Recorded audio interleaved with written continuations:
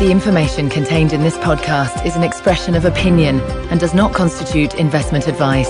This is the Gold Money Podcast with Alistair MacLeod, keeping you up to date with expert opinion on precious metals and the markets.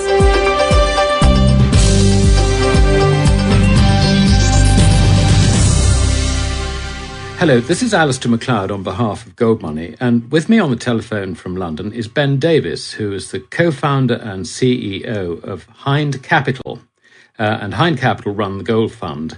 Welcome to this podcast, Ben. Thanks very much, Alistair. It's a pleasure to be on. Well, it's a pleasure to have you. I see that on your website, which is hindcapital.com, I think, isn't it? That's right. You've posted a very interesting document which you title "The Central Bank Revolution 1."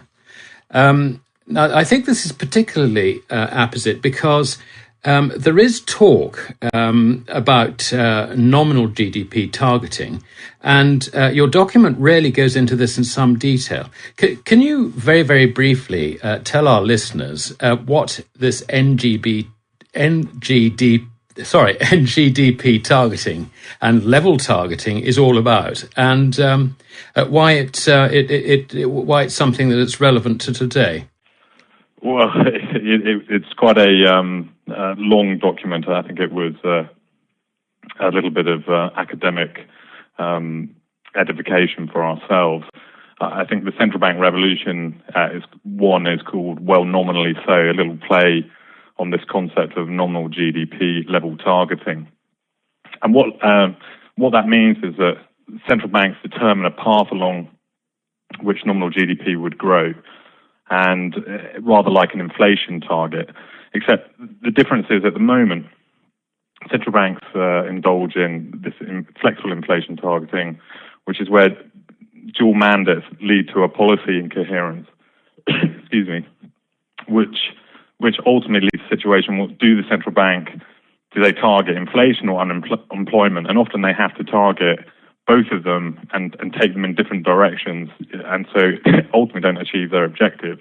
So there's been this new strain of economic thought that's actually come through the blogosphere, and it's called market monetarism, and it's about targeting this nominal GDP. And nominal GDP is essentially your real GDP, which is the quantity of goods sold in the economy, effectively multiplied by a price component. So that's your nominal variable. So you can think of real GDP, if it's running at 4% and inflation's running at 4%, you have a nominal GDP of 8%. So the belief is by market monetarists and people who are proponents of NGDP-LT targeting is that we actually had this market disorder in 2008, this nominal shock that hit nominal GDP, and actually the Federal Reserve in this case, or other central banks as well, they didn't actually cut rates enough. Now, in our piece, we've really tried to dissect intellectually in an honest way, although I have to confess I'm somewhat biased because I don't believe in a central bank in the first place. I believe in free banking, adhered to some form of backing to a hard asset. So perhaps it's hard for me to not have a bias when I'm sort of looking at something that involves targeting within a central bank. But suffice to say, their thought process is that in order to get back onto trend path nominal GDP, you have to undershoot or overshoot over a period of time. Now, the problem with this is where do you start from? And we can debate on from there. Yeah, I mean, so yes, I think on page 13 you quoted Lars Christensen, who was one of the sort of the leading guys in this market monetarism, and I thought this quote was actually quite indicative of the thinking process behind it all. And he wrote, the view of the leading market monetarists is that the Great Recession was not caused by a banking crisis, but rather by excessively tight monetary policy. Now, I have a problem with that because it is quite clear to me, and I think it is knowing how you think economically as well, I think it's pretty clear to you, that the banking crisis was actually caused by the expansion of credit in previous years. And so the idea that, the banking crisis caused the Great Recession is actually wrong. It was actually the expansion of credit before.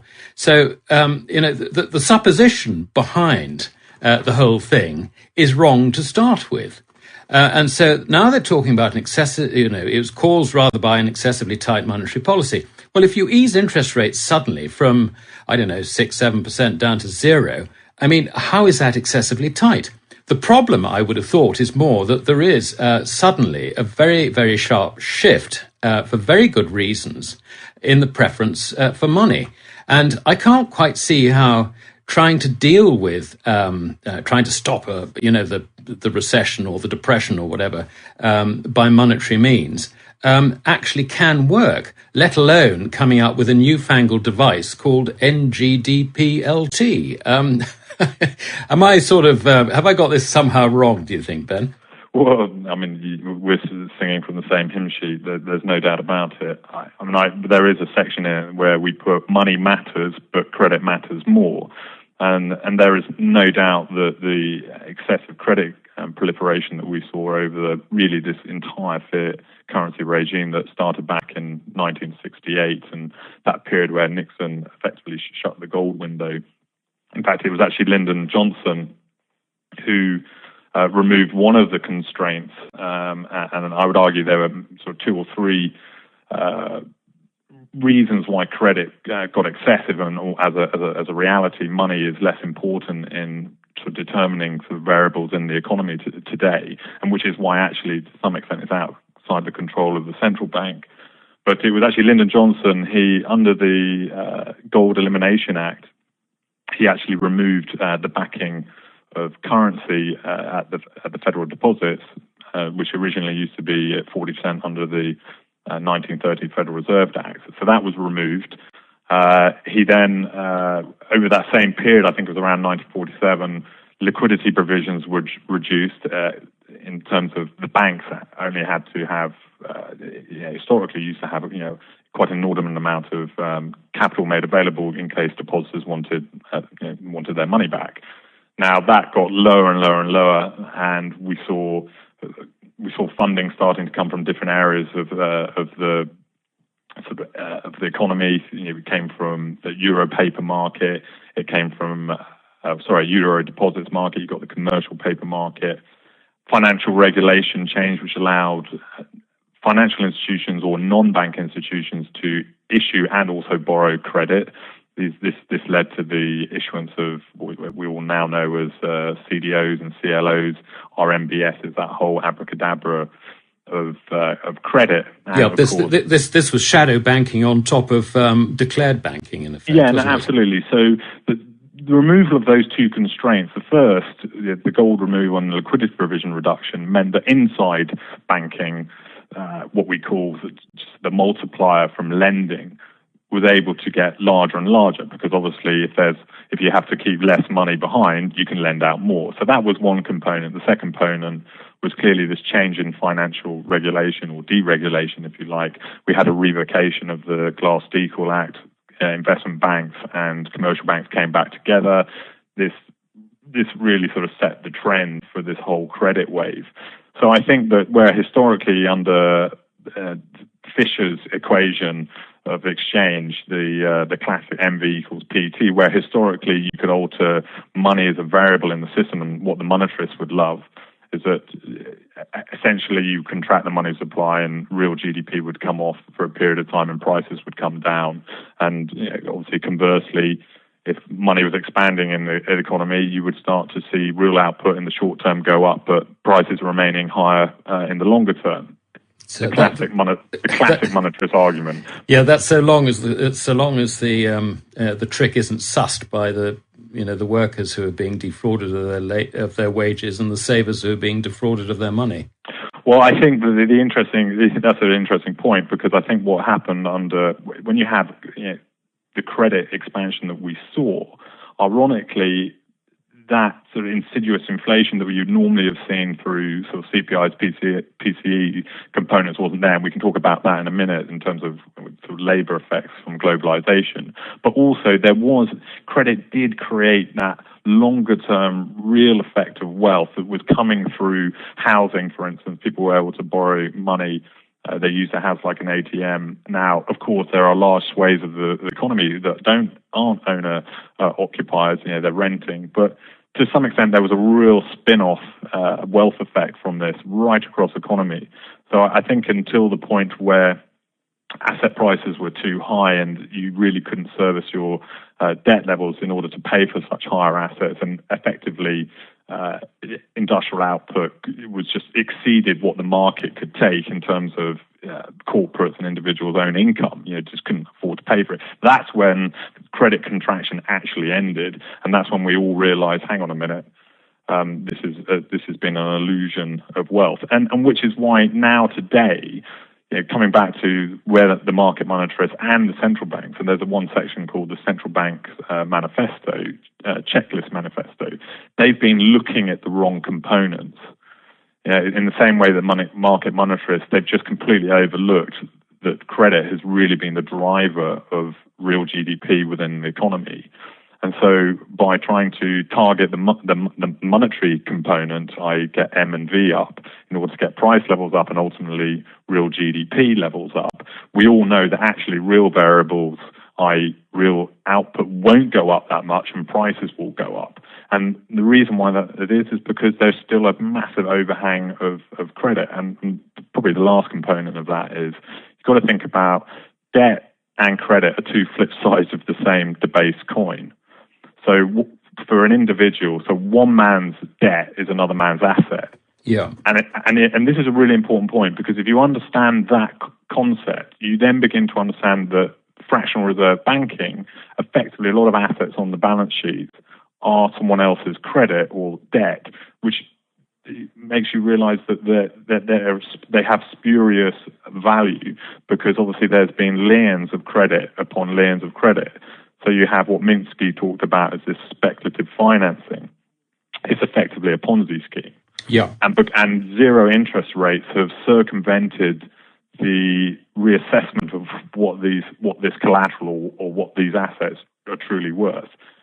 And we haven't cleared that system to any extent. Yeah, well, on the subject of collateral, I mean, there's just so many distortions around. I look at the Basel II and III regulations, and the preference given to the system to sovereign debt, it seems to me is actually somewhat bizarre, when quite a lot of the sovereign debt should have a larger haircut than a lot of corporate debt. But a lot. Well, if I can interject, yeah. I mean, you bring up a great point, and you know this, I know.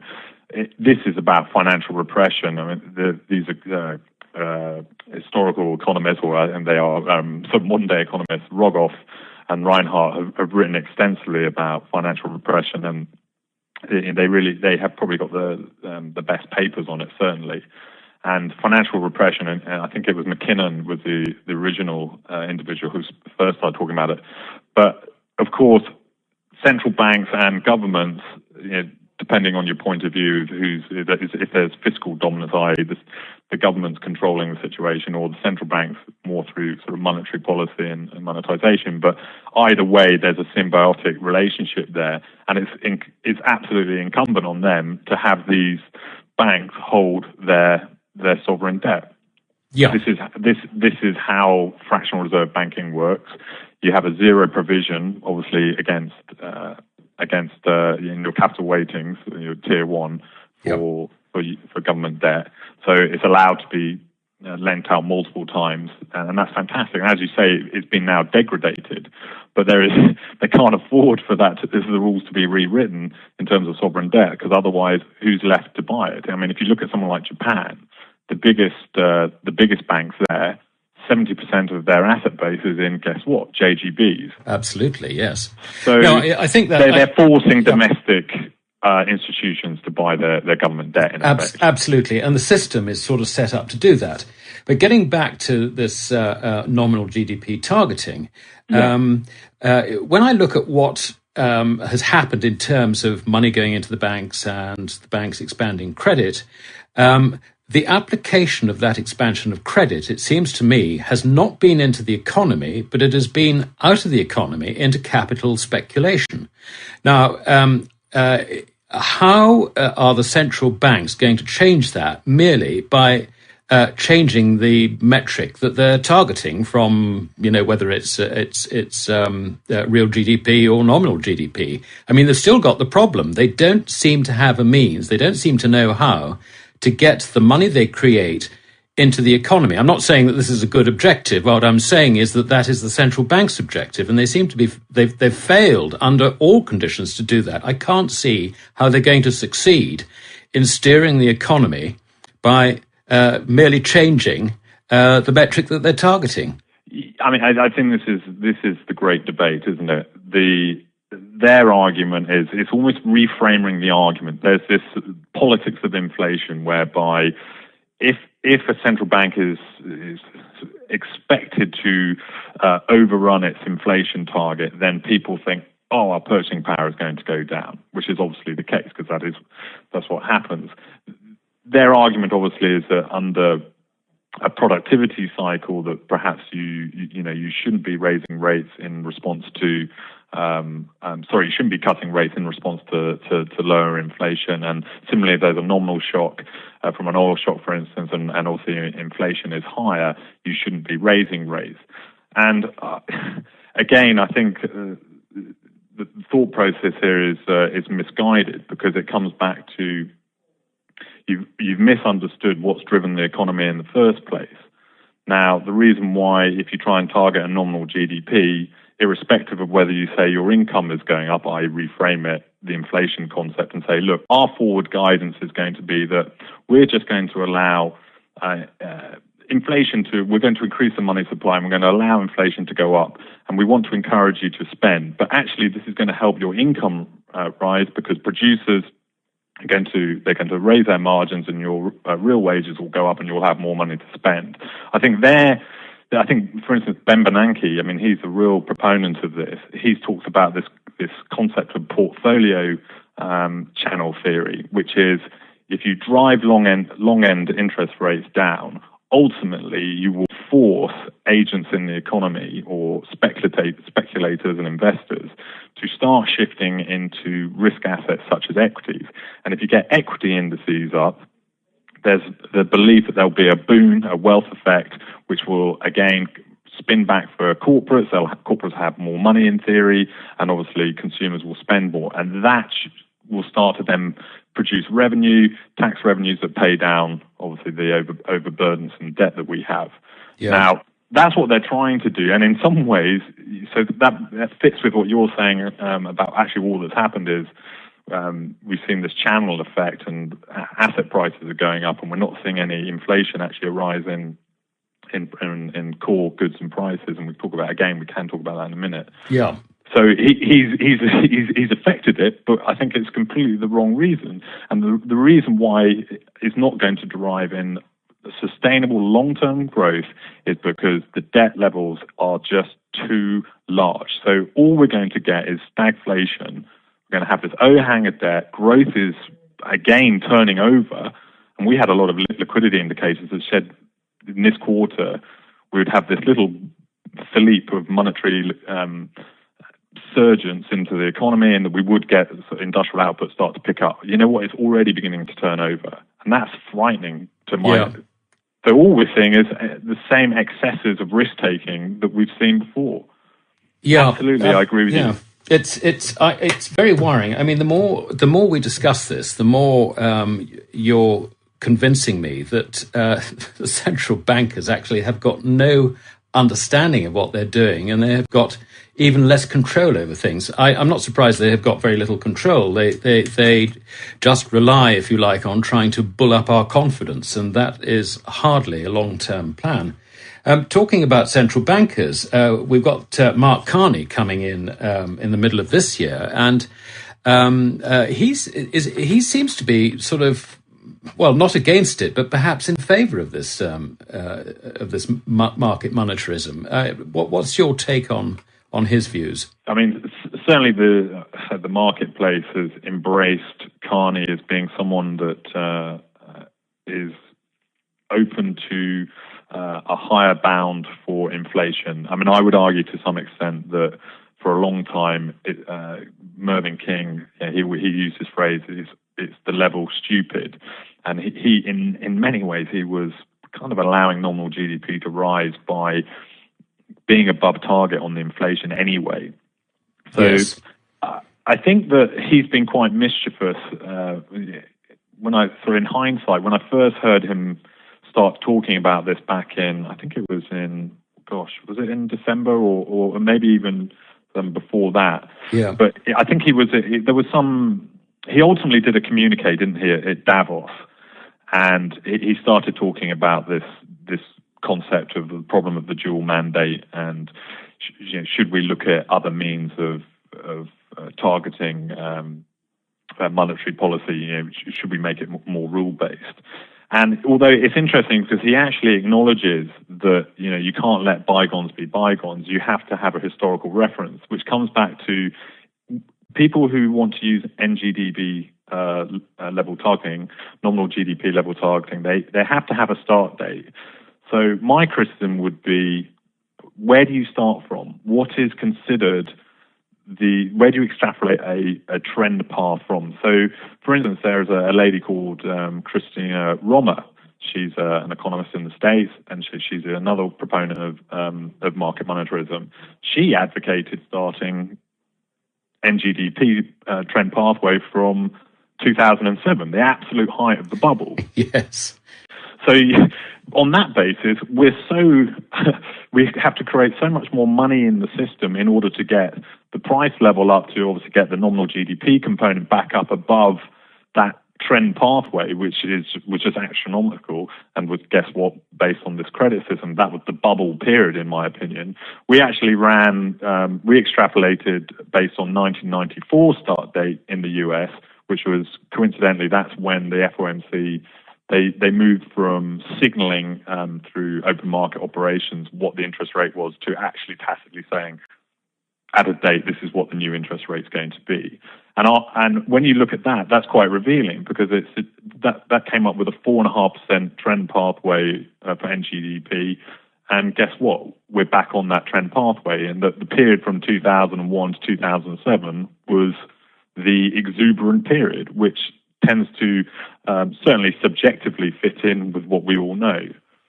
Yeah. So going back to Carney, I think he's been quite mischievous because he started off by suggesting that he was going to do that he would look at NGDP targeting, and I think I think because he's just come into quite an austere institution as a Bank of England, he's not going to just radically change things overnight. I don't think he can do that. It's going to be much more subtle. But I think what he was angling for was to say, well, I'm suggesting we could do this, but I won't do it for the time being.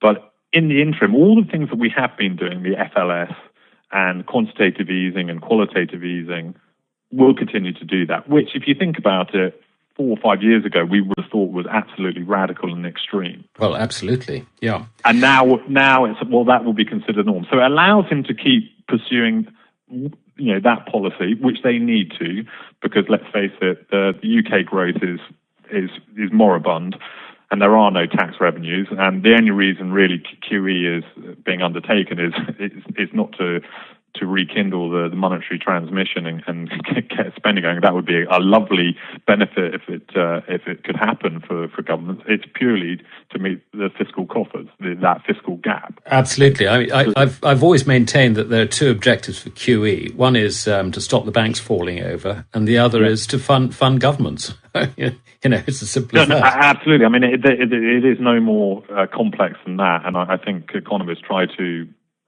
wrap it up in arcane concepts, and I really think keep it simple, stupid. That's what's going absolutely. on. Which makes me instantly suspicious that this nominal GDP targeting is a means by which they can print yet more money and get away with it. Or am I being ultra cynical? Well, I mean, again, that's what I wanted to avoid making that conclusion straight away. Clearly, this is the huge debate, isn't it? That really, by using this new methodology, what the other component of it is is forward guidance. They're going to tell economic agents that we are going to keep monetary conditions ultra loose until such time as we hit this trend pathway, this trend growth of what I call it 5% nominal GDP, which means, by the way, you'd have to go to 7 for a period of time in order to meet that target. Which is frightening. Yeah, I mean, well, it's frightening because, as classic monetarists will agree, the real output will largely not move very much, and just the price component will go up. And as I repeat again, and I apologize, because of the credit overhang, that is absolutely what will happen. Yeah. So yes, it may be cynical. It's just, I think it's a reality. I mean, it's interesting. The guy who's probably talked most about this is the chap Sumner. And this is a preeminent economist. There's no doubt about it. He did work for the Fed many years ago. He interestingly, he kind of undid himself a little bit. Yeah, he said that I'm just sort of trying to think of quite the phrase, but he actually said that something along the lines of that if a poor country could develop its economy by simply printing money, so someone like Zimbabwe would be rich, would be effectively the wealthiest country in the world. So he kind of, on one level he's pushing for this, and then on a level he recognises that there's a flaw in the argument. Yes, there's a flaw in the argument. So I was left a bit confused by him, and I so wanted to just sort of have my neutral head on it and examine it. And actually, when I first read it, I thought, wow, this is actually quite compelling. And then you start getting into the minutiae and you realise that it was quite easy to pick flaws in some of their concepts. I think sometimes it's quite easy to pick flaws in prose. I'll certainly say that. But I certainly came away going, at the end of the day, until such time as the reserve bank obligations, or the bank reserves that have been created, which are unbacked by any hard asset or any kind of capital of any note, even though, of course, we see them increasing capital adequacy ratios. The only reason they're doing that is because they want the banks to buy, guess what, all sovereign debt, because they need a buyer other than the central bank to do it. So, until such time as we re-rate an asset like gold and back it to all this reserve accumulation, then I really see no, I'm trying to think of a polite way. If I think the way to describe it, if you back gold to the system, it's probably the least disruptive method in terms of social unrest. Because I think actually most people won't be affected in a negative way if you do that. Subscribe to the Gold Money newsletter at www.goldmoney.com to receive email updates on new articles, videos, and iTunes podcasts from our Gold Research section.